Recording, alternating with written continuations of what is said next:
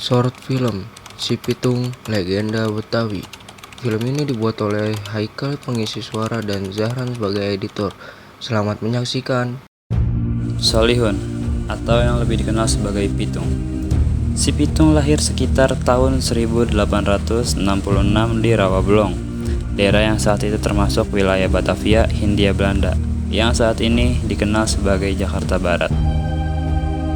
Ia berasal dari keluarga Betawi yang taat agama dan hidup sederhana.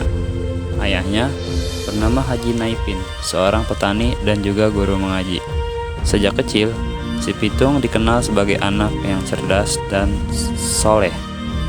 Ia menuntut ilmu agama di pesantren dan belajar pencaksilat yang kelak menjadi bekal penting dalam hidupnya. Si Pitung dikenal sebagai pejuang rakyat kecil yang berani melawan ketidakadilan kolonial Belanda. Ia mulai terkenal karena sering merampok harta orang-orang kaya dan para tuan tanah yang bekerja sama dengan para penjajah. Lalu, dia membagikannya kepada masyarakat miskin. Oleh karena itu, ia lebih sering disebut sebagai Robin Hood dari Betawi. Namun, tidak semua sumber sepakat mengenai status si Pitung. Bagi pemerintah kolonial Belanda, Pitung dianggap sebagai penjahat yang berbahaya. Tapi, dalam cerita rakyat dan budaya Betawi, Pitung adalah pahlawan rakyat yang gagah dan berani, dan juga mempunyai ilmu kebal. Kisah kepahlawanannya semakin terkenal karena keberaniannya menghadapi polisi Belanda dan keahliannya dalam pencaksilat, serta dipercaya memiliki ilmu gaib, salah satunya yaitu ilmu rawa rontek. Dikisahkan bahwa Pitung sangat sulit ditangkap karena kebal peluru dan juga bisa menghilang.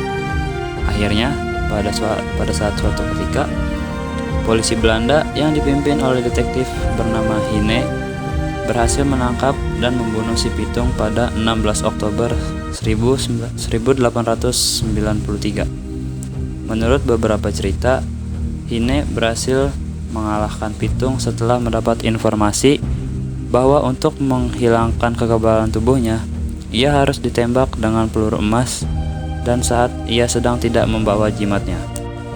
Si Pitung wafat di Batavia dan konon dimakamkan di Manggarai, meskipun ada versi lain yang menyebutkan lokasinya berbeda-beda. Hingga kini, makamnya sering diziarahi dan namanya tetap hidup dalam cerita rakyat Betawi. Tamat. Terima kasih sudah menyaksikan video dari kami.